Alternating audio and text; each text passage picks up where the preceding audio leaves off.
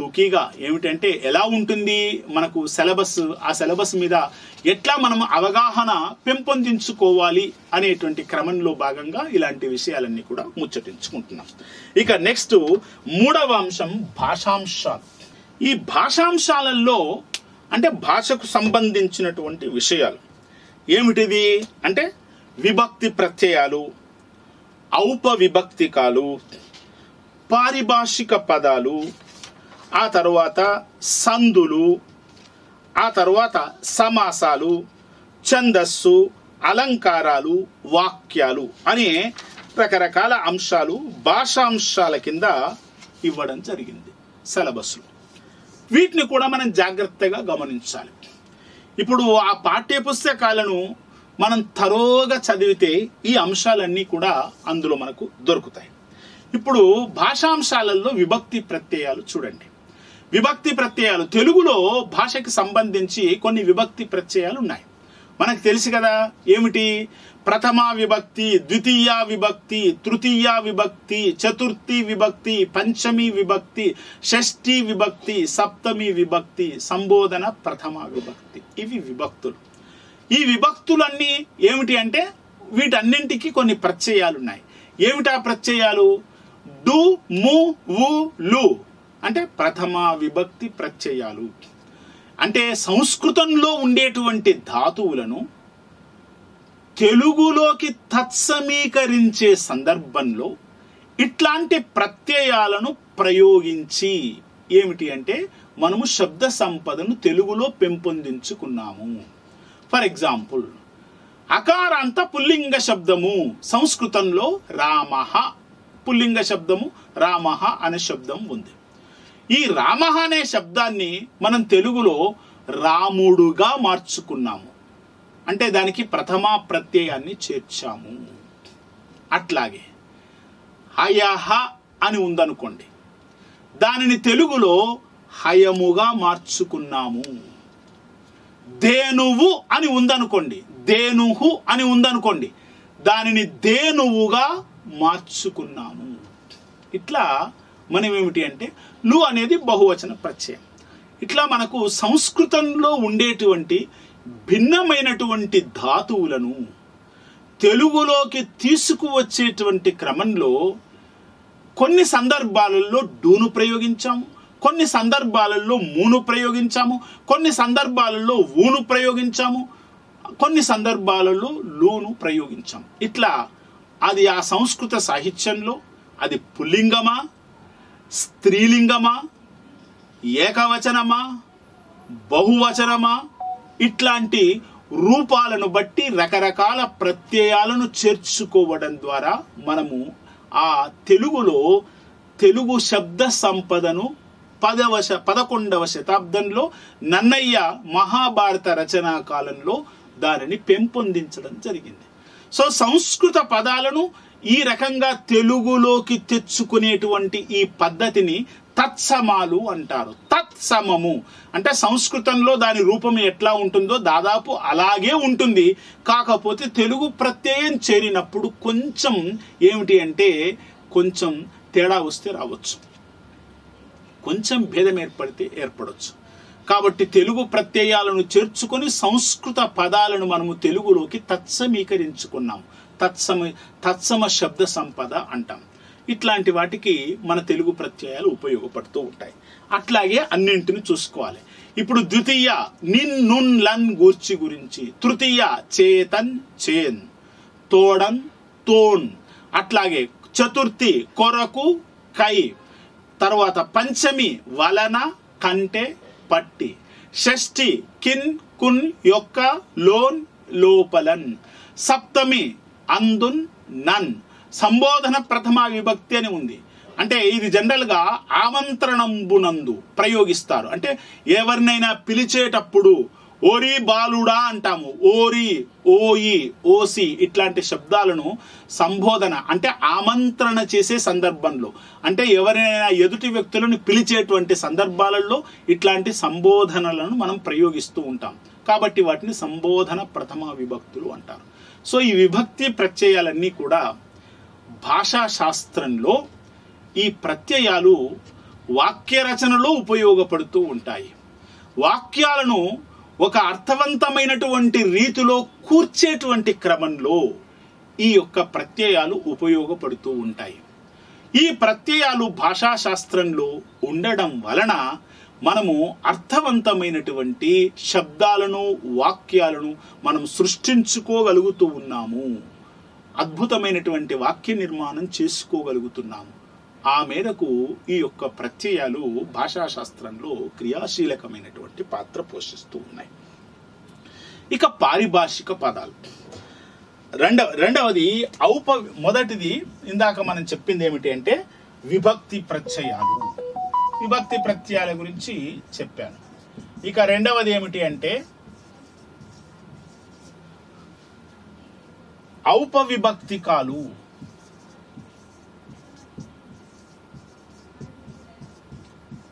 అంటే వాస్తవానికి ఇవి విభక్తి ప్రత్యయాలు కావు. కాకపోతే ఇవేం చేస్తాయి అంటే విభక్తి ప్రత్యయాల పాత్రను పోషిస్తూ ఉంటాయి. విభక్తి ప్రత్యయాలు ఏ రకమైనటువంటి కార్యాన్ని నిర్వహిస్తూ ఉంటాయో అదే రకమైనటువంటి కార్యాన్ని నిర్వహిస్తూ ఉంటాయి. కాబట్టి తెలుగులో ఈ, టి, తి అనేటువంటి వర్ణాలను ఔపవిభక్తికాలు అంటారు. అది మనము గుర్తుంచుకోవాలి. తర్వాత పారిభాషిక పదాలు. ఈ పారిభాషిక పదాలు ఏమిటి అంటే ఇవి చాలా విస్తృతంగా తెలుగు సాహిత్యంలో ఉన్నాయి. తెలుగు భాషలో విపరీతమైన పారిభాషిక పదాలు ఉన్నాయి. కాకపోతే పరీక్ష యొక్క స్టాండర్డ్ను బట్టి గ్రూప్ 2 అభ్యర్థుల కోసం ఏ రకమైన పారిభాషిక పదాలు అడుగుతాడు అంటే సాధారణంగా ఎక్కువ ప్రచారంలో ఉన్నటువంటి పారిభాషిక పదాల మీదనే దృష్టి పెట్టేటువంటి అవకాశం ఉంది. ఫర్ ఎగ్జాంపుల్, ఇప్పుడు మనకు ధృతము అంటాం. ధృతము అంటే నకారంబు ధృతంబు. మన చిన్నేశ్వరి బాల వ్యాకరణంలో నకారంబు ధృతంబు అంటే నా అనేటువంటి పదానికి వ్యాకరణ పరిభాషలో ధృతము అనే అర్థం ఉంది. ధృతం అంటే ఏమిటి? నకారం. మరి ధృతాంతములైన పదములు ధృత ప్రకృతికములు. మరి ధృత ప్రకృతికం అంటే ఏమిటి? ధృత ప్రకృతికము అంటే ధృతాంతముతో అంతం కావాలి. ధృతాంతములైన పదములు ధృత ప్రకృతికములు. ధృతముతో అంతమయ్యేటువంటి పదాలు.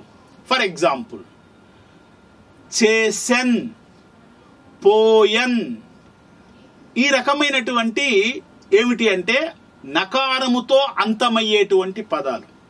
ఈ నకారముతో అంతమయ్యేటువంటి పదాలను ధృత ప్రకృతికాలు అంటారు. నిన్నున్, నన్నున్, వారిన్, ఇవన్నీ ఏమిటి? ధృతముతో అంతమవుతున్నాయి. ధృతం అంటే ఏమిటి? నకారం. నకారాన్ని ధృతము అంటాము. నకారంతో అంతమయ్యేటువంటి పదాలన్నీ కూడా ధృత ప్రకృతికములు. ఇప్పుడు నన్ను అంటే పర్వాలేదు. నన్నున్, నిన్నున్, వారిన్, కడున్, చేసెన్, ఇవన్నీ కూడా దేని కింద చెప్పాలి? ధృతముతో అంతమవుతున్నాయి కాబట్టి ధృత ప్రకృతికములు. మరి ధృతముతో అంతం కాని పదాలను ఏమంటారు అంటే కళలు అంటారు. కళలు. కళలంటే దేన్ని అంటారు? నకారంబు ధృతంబు, ధృతాంతములైన పదములు ధృత ప్రకృతికములు. పెరలు కళలు. పెరలు కళలు అంటే ధృత ప్రకృతికములు కాని పదములను కళలు అంటారు. అది గుర్తుపెట్టుకోవాలి. అంటే ఏమిటి? ఫర్ ఎగ్జాంపుల్, గోడ అంతే కదా, పేడ, హయము, హయము, రథము, ఇవన్నీ కూడా ఈ పదాలకు చివర ధృతం లేదు. ఇట్లా ధృతము లేని పదాలన్నింటినీ కూడా ధృత ప్రకృతికాలు, కళలు అంటారు. ధృత ప్రకృతికం అంటే ధృతంతో అంతమయ్యేటువంటిది. ధృత ప్రకృతికము కాని పదాలు చాలా ఉన్నాయి.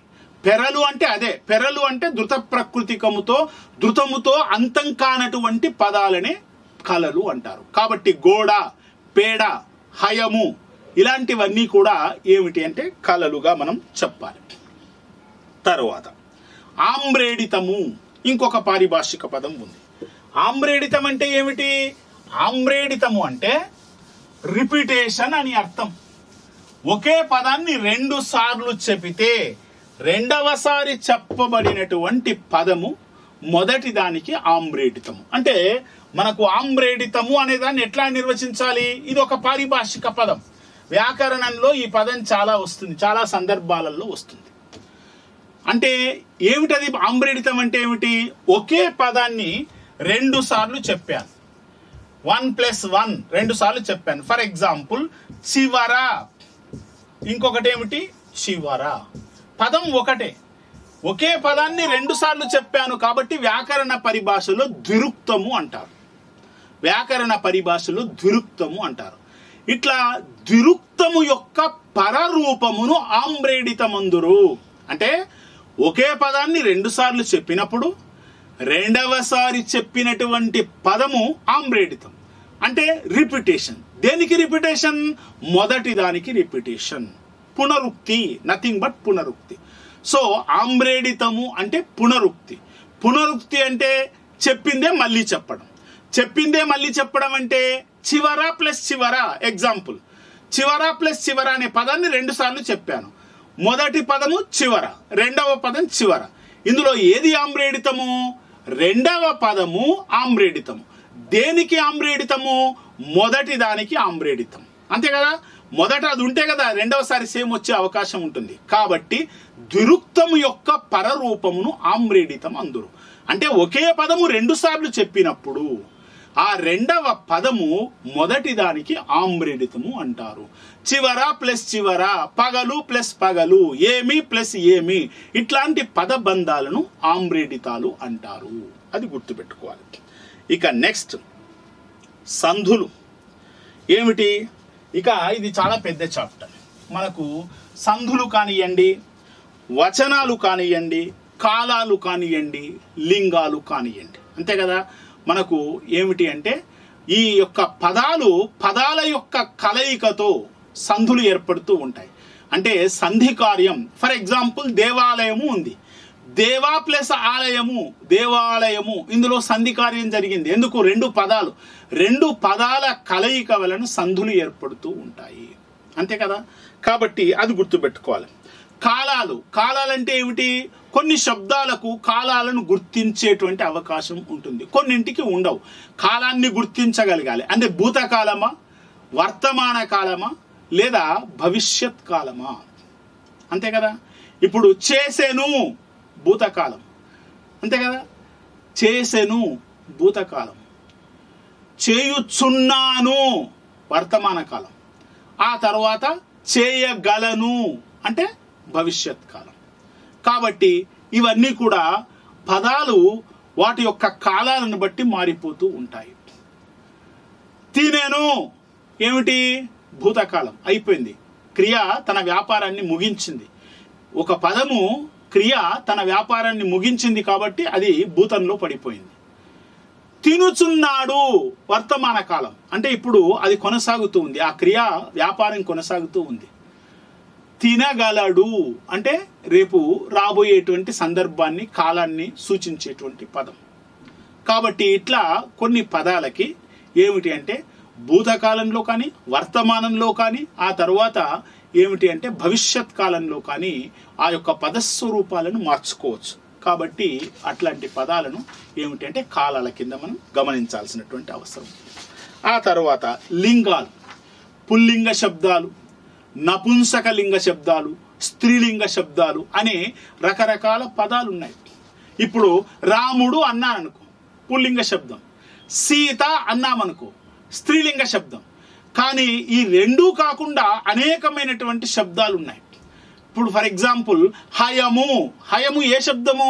అది స్త్రీలింగమా పుల్లింగమా? అంటే ఇట్లాంటివన్నీ కూడా ఏమిటి అంటే క్లీబముల కింద గుర్తించాల్సినటువంటి అవసరం ఉంది. అవన్నీ కూడా మనం గుర్తుపెట్టుకోవాలి. ఇక నెక్స్ట్ సమాసం. అర్థవంతమైనటువంటి పదాల యొక్క కలయిక సమాసాలను ఏర్పరుస్తూ ఉంది. సమాసాల యొక్క అవసరం ఏముంటుంది అంటే 2 సుదీర్ఘమైనటువంటి పదాల యొక్క కలయిక వలన ఆ యొక్క సమాస పదం ఏర్పడినప్పుడు ఆ పదంలో ఉండేటువంటి వర్ణాలను మనం తగ్గించుకునేటువంటి అవకాశం ఉంటుంది. అలా వర్ణాలను తగ్గించుకోవడం ద్వారా భాషాశాస్త్రంలో సంక్షిప్తతను మనం పాటించే అవకాశం ఉంది. ఇప్పుడు ఏమిటి అంటే రాముడును లక్ష్మణుడును భరతుడును శత్రుఘ్నుడును అని ఈ రకంగా వేరువేరుగా చెప్పితే కొన్ని వర్ణాలు ఎక్కువగా ఉంటాయి. అన్ని కలిపి చెప్పామనుకో ఏమేర్పడుతుంది? రామ లక్ష్మణ భరత శత్రుఘ్నుడు.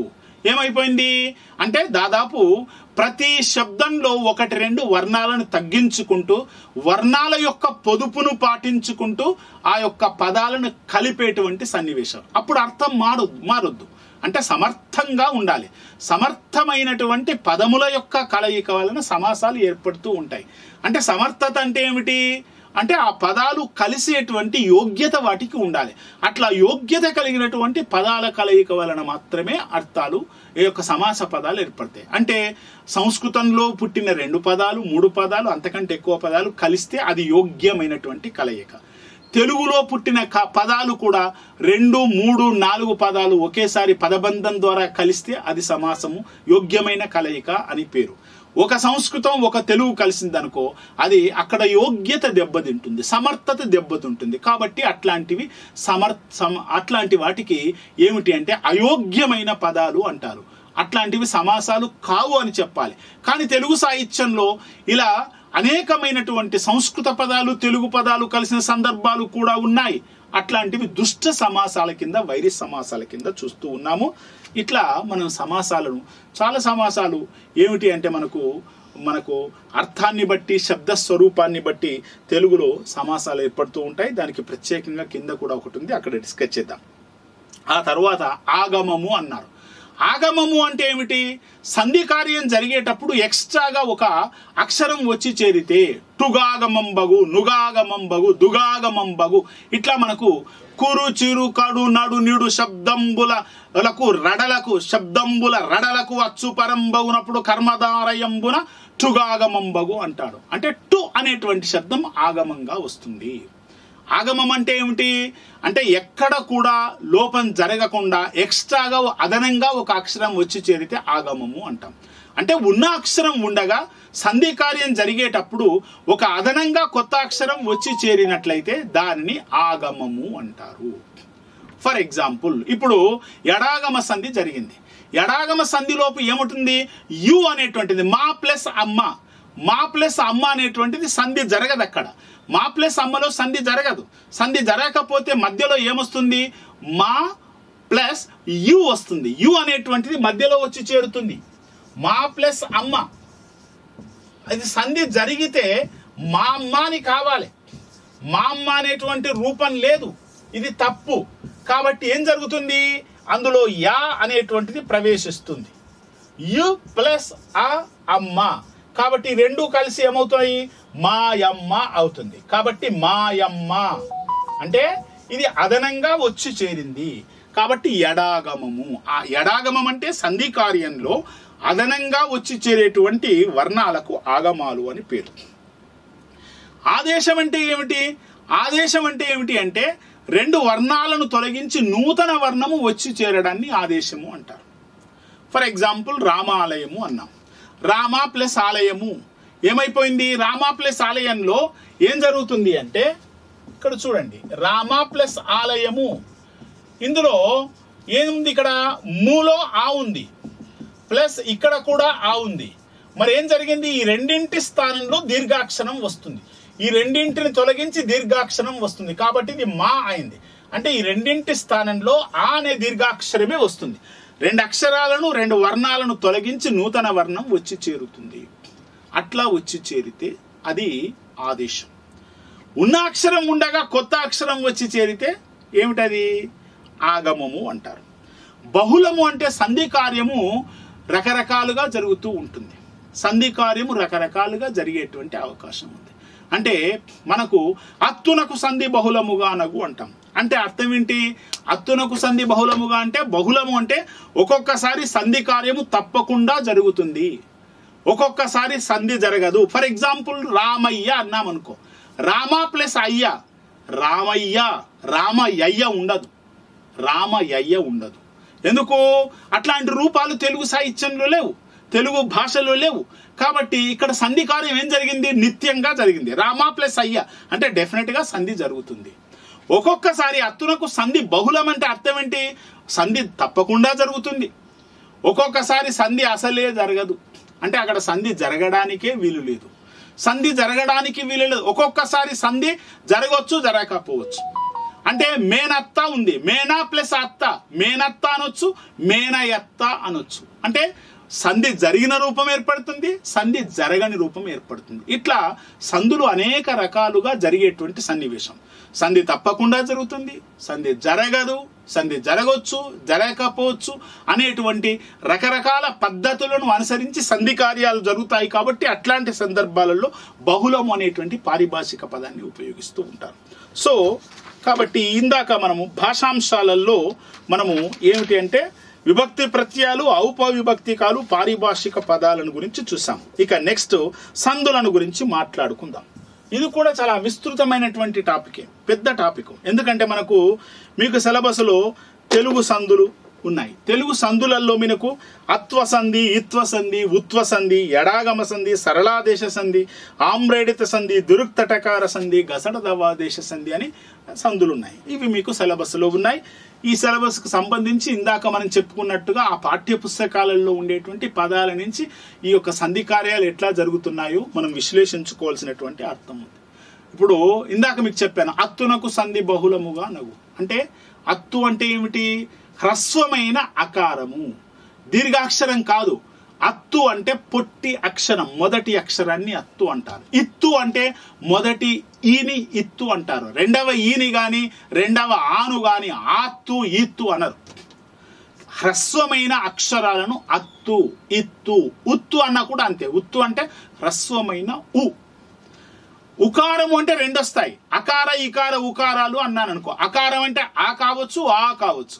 ఇకారం అంటే ఈ కావచ్చు, ఈ కావచ్చు. ఉకారం అంటే ఊ కావచ్చు, ఊ కావచ్చు. కానీ అత్తు, ఎత్తు, ఉత్తు అంటే కేవలం అ, ఇ, ఉ అనేటువంటి అక్షరాలతో ఏర్పడేటువంటి సంధి కార్యాలు. సో తెలుగు సంధులలో అత్వ సంధి, ఇత్వ సంధి, ఉత్వ సంధి, ఎడాగమ సంధి, సరళాదేశ సంధి, ఆమ్రేడిత సంధి, దురుక్తటకార సంధి, గసడదవాదేశ సంధి, ఇట్లా అనేకమైనటువంటి మీకు దాదాపు ఒక 6-7 సంధులు ఉన్నాయి. వీటిని జాగ్రత్తగా పాఠ్య పుస్తకాలను మనం చదవడం ద్వారా, ఆ పదాలను సేకరించడం ద్వారా ఏ ఏ సంధి కార్యాలు ఏర్పడుతూ ఉన్నాయి మనము గమనించాల్సినటువంటి అవసరం ఉంది. ఇందాక చెప్పాను, అత్వ సంధిలో మేనా ప్లస్ అత్త, మేనత్త, మేనయత్త. చింతా ప్లస్ ఆకు, చింతాకు, చింతయాకు. సీత ప్లస్ అమ్మ, సీతమ్మ. ఒకటే రూపం.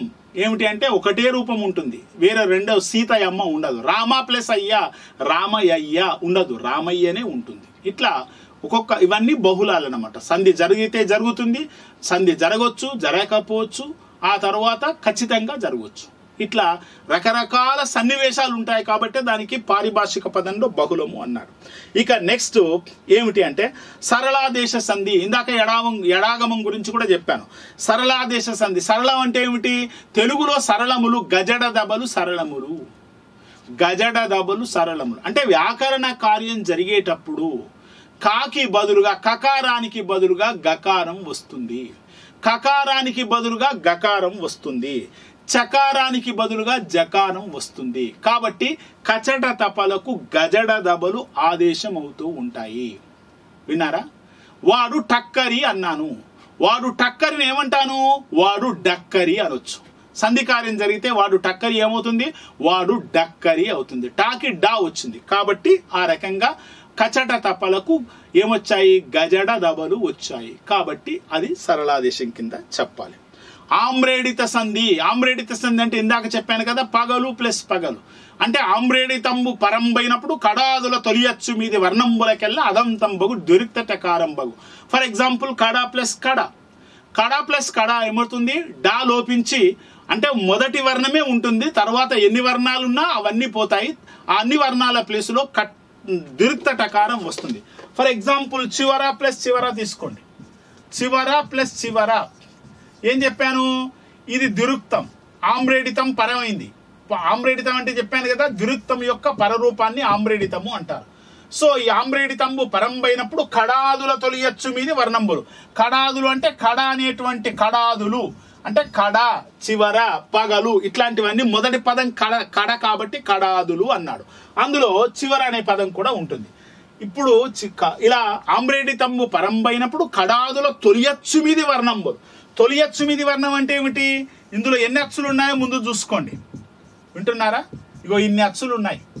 రు ప్లస్ ఆ, ఇది చివర, చి వా రా, ఇది తొలియచ్చు. తొలియచ్చు మీది వర్ణంబులకెల్లా ఆ తర్వాత ఎన్నున్నా అన్ని క్యాన్సిల్ అయిపోయి అదంతంబగు దిరుక్త టకారంబగు అంటే ఆతో అంతమయ్యేటువంటి అంటే ఠ వచ్చేస్తుంది. కాబట్టి రూపం ఎట్లా ఉంటుంది? ఈ రెండు క్యాన్సిల్ అయిపోతాయి. చి మిగులుతుంది, చిట్ట చివర. అట్లాగే పట్ట పగలు, బట్ట బయలు.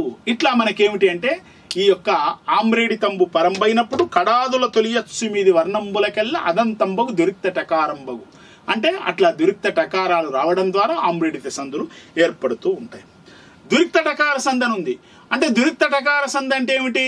కురు, చిరు, కడు, నిడు శబ్దంబుల రడలకు అచ్చు పరంబైనప్పుడు కురు, చిరులో చివర రకారాలు ఉన్నాయి. కడు, నడు, నిడులో డకారాలు ఉన్నాయి. ఆ రడలకు అచ్చు పరంబైనప్పుడు అంటే అచ్చుతో కూడినటువంటి శబ్దాలు పరంబైనప్పుడు కర్మధారయంబున దురిక్త టకారంబవు అంటే ఆ రకారం ప్లేస్లో డకారం ప్లేస్లో దురిక్త టకారాలు. దురిక్త టకారం అంటే 2 సార్లు చెప్పబడిన టకారం, టాకి టావత్తు వస్తుంది అని చెప్పడం. ఇట్లా మనకేమిటి అంటే సందులను చూడాల్సినటువంటి అవసరం ఉంది. ఆ తర్వాత ఇప్పుడు వారు సనిరి అని ఉంది. గసడ దవాదేశ సంధి. గసడ దవాదేశ సంధి అంటే ప్రథమ మీది పరిశ్రమలకు గసడ దవలు బహుళముగానగు అంటాము. పరుషములు అంటే ఏమిటి? కచట తప్పలు. కచట తప్పలకు గసడ దవలు వస్తాయి. కాకి గా. అట్లాగే అదే వరుస క్రమంలో కా, చా, టా, తాప దాని ప్లేస్లో గా, సా, డా, దావ. ఫర్ ఎగ్జాంపుల్ చా వచ్చింది. చాకి ఏమొస్తుంది? సరళాదేశంలో జా వస్తుంది. కానీ ఇక్కడ గసడ దవాదేశ సంధిలో చా ప్లేస్లో సా వస్తుంది. వారు ప్లస్ సనిరి, వారు ప్లస్ చనిరి, వారు సనిరి. వారు ప్లస్ చనిరి ఏమొస్తుంది? వారు సనిరి అని అన్నాం అనుకో, అది గసడ దవాదేశ సంధి కింద వస్తుంది. అట్లా ఏమిటి అంటే సంధి కార్యాలను చాలా జాగ్రత్తగా చూసుకోవాల్సినటువంటి అవసరం ఉంది. అట్లాగే సమాసాలు. సమాసాలు ఇందాక మీకు చెప్పాను. సమాసాలు 2 రకాలు. ఒకటి ఏమిటి అంటే శబ్దాన్ని బట్టి అర్థాన్ని బట్టి సమాసాలు ఏర్పడుతూ ఉంటాయి. శబ్దాన్ని బట్టి ఏర్పడేటువంటి సమాసాలలో మనకేమిటంటే కేవలం సంస్కృతం నుంచి ఆ పదాలు వచ్చాయా, తెలుగులో పుట్టాయా, లేదా మిశ్రంగా వచ్చాయా అంటే 3 రకాలు ఉన్నాయి. ఒకటి సాంస్కృతిక సమాసం, ఆచ్చిక సమాసం, ఆ తర్వాత మిశ్ర సమాసం. ఇట్లా 3 రకాలు ఉంటాయి. కేవలం సంస్కృత పదాల ద్వారా తెలుగులోకి వచ్చి చేరినటువంటి పదాలు యథాతథంగా వస్తేనేమో సిద్ధ సమాసం, కొంచెం మార్పుతో వస్తేనేమో సాధ్య సమాసం. అంటే సాంస్కృతికంలో కూడా మళ్ళీ 2 రకాలు ఉన్నాయి. అంటే సంస్కృతం నుండి వచ్చేటువంటి శబ్దాలు వాటి యొక్క మౌలిక స్వరూపం చెడిపోకుండా యథాతథంగా వచ్చి చేస్తే సిద్ధ సమాసం అంటారు. కొంచెం చివర మార్పు వస్తే దాన్ని సాధ్య సమాసము అంటారు. కాబట్టి ఏమిటి అంటే రాజాజ్ఞ, ఫర్ ఎగ్జాంపుల్ రాజాజ్ఞ అని ఉంది. అదే రాజాజ్ఞ అది సిద్ధ సమాసం. రాజునాజ్ఞ అంటే దాంట్లో నా అనేటువంటిది చేరింది, రాజున్ ప్లస్ ఆజ్ఞ నకారం చేరింది కాబట్టి అది సాధ్య సమాసం. 2 కరెక్టే. అదే ఒకటి సిద్ధ సమాసం కింద చెప్తాం, ఒకటి సాధ్య సమాసం కింద చెప్తాం. ఇది సాంస్కృతిక సమాసం. ఆచ్చిక సమాసం అంటే 2 తెలుగు పదాల మధ్య ఏర్పడేటువంటిది. అంటే సంస్కృతం జోలు ఉండదు అక్కడ. విన్నారా? సంస్కృతం యొక్క ప్రమేయం లేకుండా 2 తెలుగు పదాల మధ్యనే ఏమిటి అంటే సమాస పదాలు ఏర్పడుతూ ఉంటాయి. రేణి ముదల అంటాం. రేణి ముదల అంటే ఏమిటి? అచ్చమైన తెలుగు పదం. రేడు అంటే రాజు, ముదల అంటే ఆజ్ఞ. పైన రాజాజ్ఞ ఏదో అదే అర్థం ఇస్తుందో ఇది కూడా అదే అర్థం ఇస్తుంది. కానీ మనకు రాజాజ్ఞ అర్థం అవుతుంది కానీ రేణి ముదల అర్థం కాదు. రేణి ముదల అంటే ఆచ్చిక సమాసం. రేడు అంటే రాజు, ముదల అంటే ఆజ్ఞ. రేణి ముదల ఆచ్చిక సమాసం. ఇట్లా మిశ్ర సమాసం. ఒక సంస్కృతం ఒక ఏమిటి అంటే తెలుగు పదం కలిసినటువంటి సందర్భం. సంస్కృతం తెలుగు పదాలు కలియడం ద్వారా మనకు అనేకమైనటువంటి దుష్ట సమాసాలు, వైరు సమాసాలు మనకు తెలుగు ఏర్పడతాయి. ఏమిటి అంటే మనకు కోటపేటలు ఇట్లాంటివన్నీ కూడా వైకృతమైనటువంటి శబ్దాలు ఏర్పడడం ద్వారా దుష్ట సమాసాలు ఏర్పడుతూ ఉంటాయి.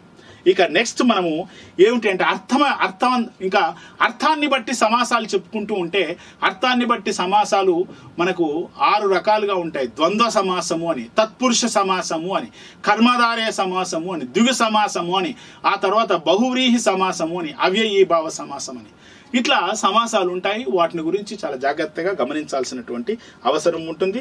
మళ్ళీ అందులో కూడా రకాలు ఉంటాయి. తత్పురుష సమాసాలలో ఆ తర్వాత విభక్తులను బట్టి ఏర్పడుతూ ఉంటాయి. ఆ తర్వాత కర్మధారయ సమాసాలలో కూడా మనకు విశేషణాన్ని బట్టి ఉపమానాలను బట్టి సమాసాలు ఏర్పడుతూ ఉంటాయి. వాటిని కూడా చాలా జాగ్రత్తగా గమనించాలి.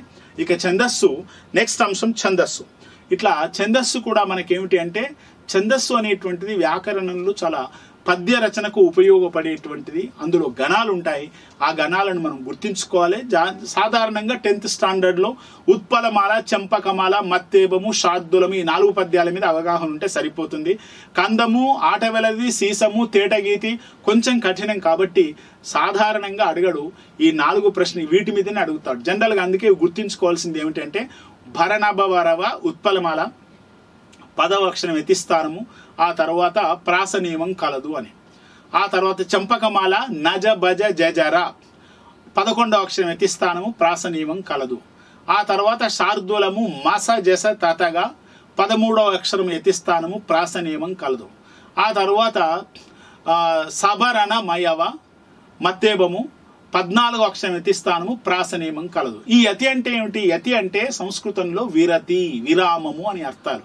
అంటే సుదీర్ఘమైనటువంటి పద్యాలు పాదాలను మనం రాస్తూ ఉన్నప్పుడు ఒక పద్యంలో 4 పాదాలు ఉంటాయి. ఒక్కొక్క దాన్ని పాదము అనే పేరుతో పిలుస్తాం, చరణం అనే పేరుతో పిలుస్తాం.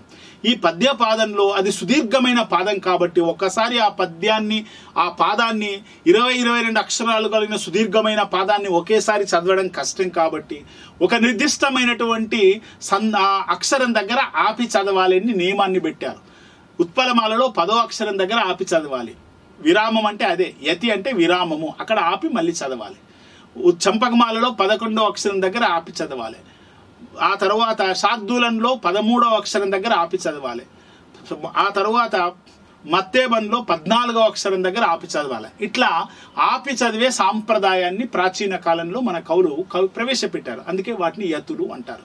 యతి అంటే విరతి, విరతి అంటే విరామము, విశ్రాంతి తీసుకొని మళ్ళీ గాలి పీల్చుకొని మళ్ళీ ఆ పద్యాన్ని కంటిన్యూగా కొనసాగించాలి. ఆ నిర్దిష్టమైన స్థానంలో ఆపేటువంటి సాంప్రదాయానికి యతి అని పేరు. ఇక ప్రాస అంటే ఏమిటి? ప్రతి పద్య పాదంలో మొదటి పాదంలోని 2వ అక్షరాన్ని ప్రాసాక్షరము అంటారు.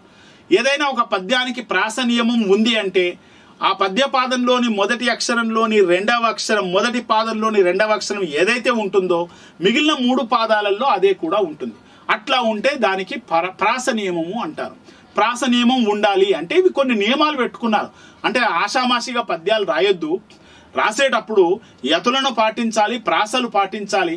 ఇలాంటి కఠినమైనటువంటి నిబంధనలు పెట్టడం ద్వారా పండితులు తమ యొక్క పరిజ్ఞానాన్ని పరీక్షించుకున్నారు అని చెప్పాలి. ఒక రకంగా చెప్పాలి అంటే ఎందుకు అప్పుడు రాజుల్ మత్తులు వారి సేవ నరక ప్రాయంబు అన్నాను అనుకో, మళ్ళీ రాజుల్ అన్నప్పుడు జు అంటే మిగిలిన 3 పాదాలలో కూడా జకారమే వస్తుంది.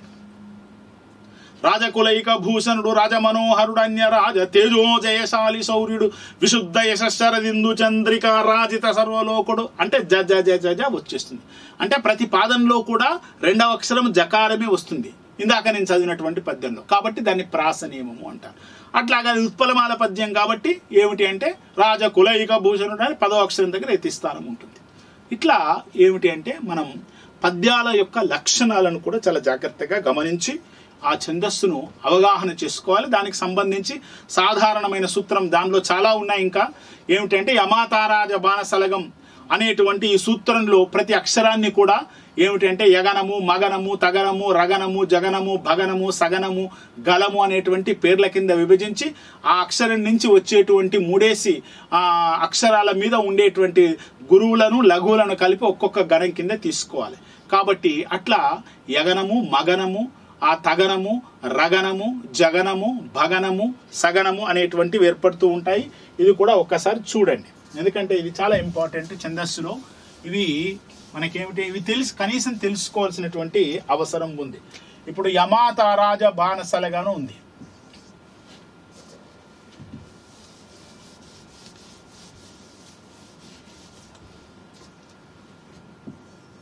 10th క్లాసు చదువుతున్నటువంటి పిల్లలందరికీ దీని మీద అవగాహన ఉంటుంది.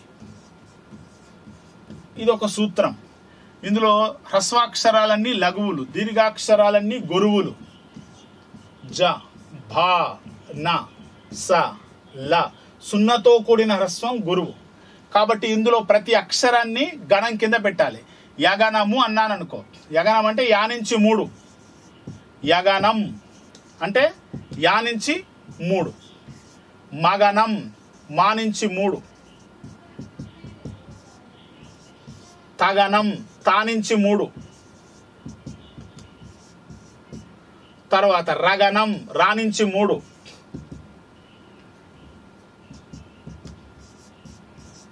ఆ తర్వాత జగనం. జగనం అంటే లఘువు గురువు లఘువు. భగనం బా నుంచి 3, నగనం నా నుంచి 3, సగనం సగనం ఇది. లగం మిగిలింది లగం లేదా వగనము అంటారు, వగనం అంటారు. దీనిది లఘువు గురువు. సో ఇట్లా మనకి ఇందాక చెప్పిన బరణబ బరవ, నజబజ జజర, మసజస తతగా, సబరణమయవ అనేటువంటి గణాలన్నీ ఇందులోనే ఉన్నాయి. సో ఈ గణాలకు వచ్చేటువంటి గురులఘువులు ఏవి అంటే ఈ సూత్రం ద్వారా మనం తెలుసుకొని ఒక వరుస క్రమంలో వస్తున్నాయా లేదా అనేటువంటిది మనము చూసుకోవాల్సినటువంటి అవసరం ఉంది. సో డియర్ స్టూడెంట్స్, ఇది ఛందస్సుకు సంబంధించినటువంటి అంశం. ఇక అలంకారాలు కూడా చాలా పెద్ద టాపికే.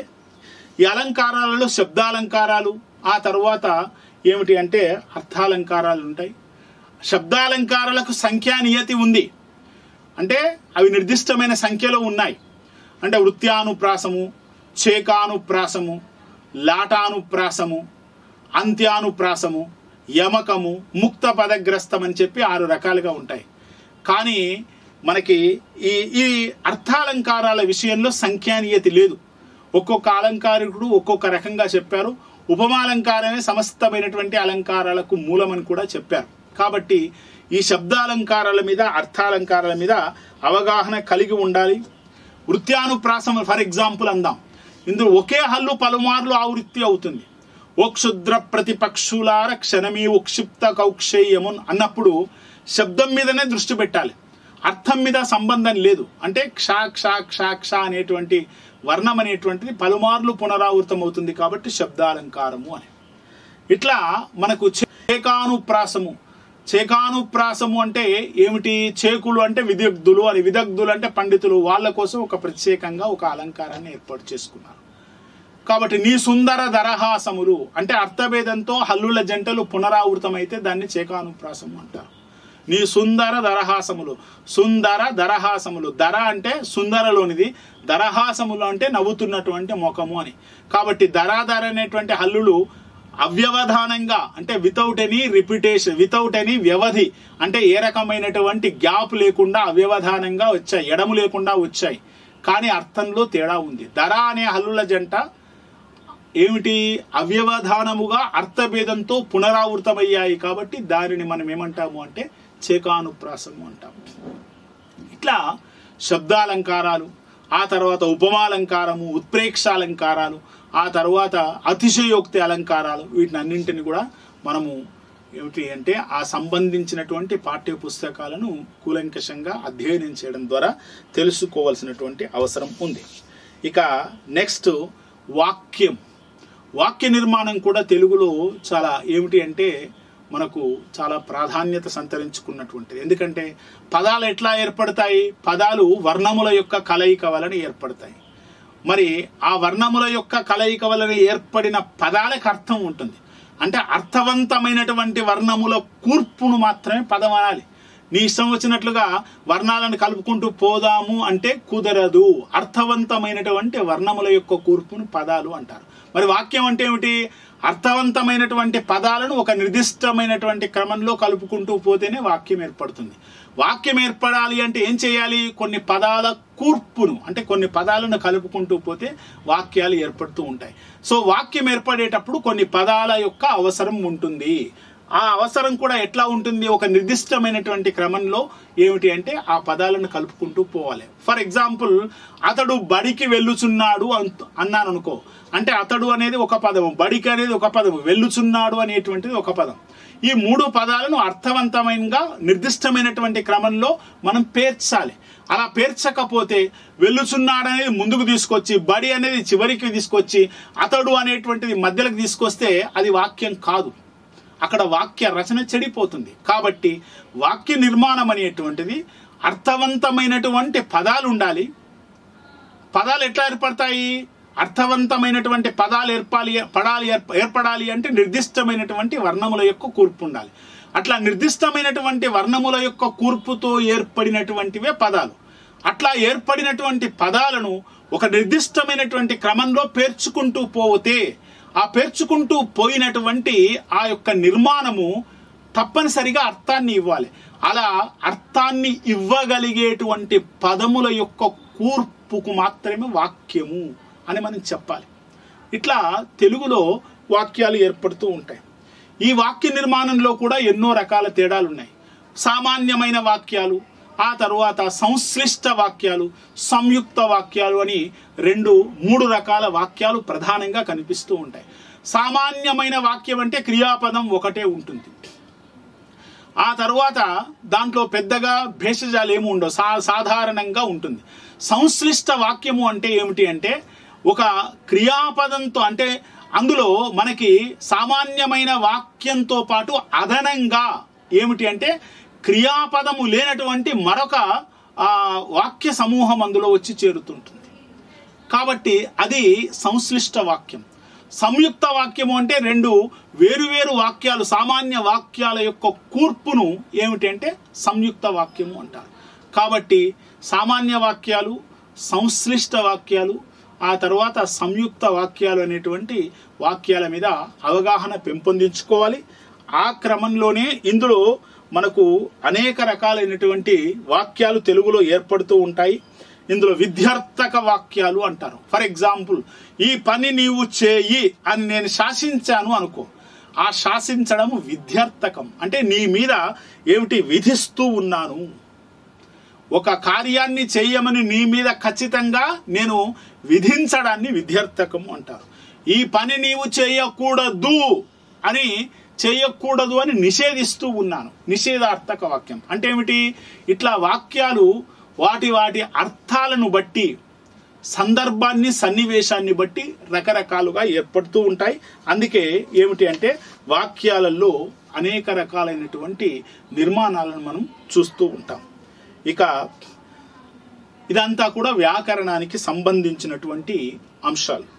ఆ తర్వాత ప్రాథమిక స్థాయిలో భాష యొక్క అభివృద్ధికి సంబంధించినటువంటి ఏమిటి అంటే అంశాలను గుర్తించాలి, అవగాహనను ఏర్పరచుకోవాలి అనేటువంటి అంశం మీద కూడా తెలుగు బోధనా పద్ధతులు అనేటువంటి టాపిక్ కూడా ఇందులో ఉంది.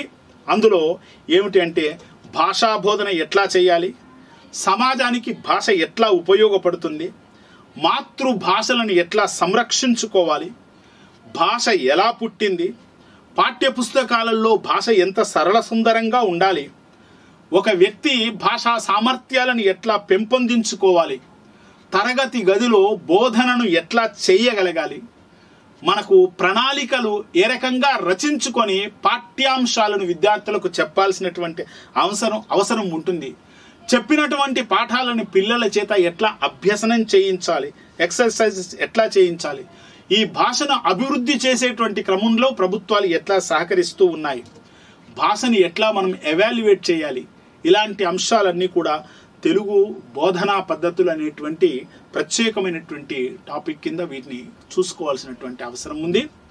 సో మీకు ప్రత్యేకంగా వ్యాకరణం మీద ఒక అవగాహన కల్పించడం కోసం, సిలబస్ మీద కూడా ఒక నిర్దిష్టమైనటువంటి అవగాహన ఏర్పడడం కోసం ఈ వీడియోను మరి మీకోసం సిద్ధం చేసి పెట్టడం జరిగింది.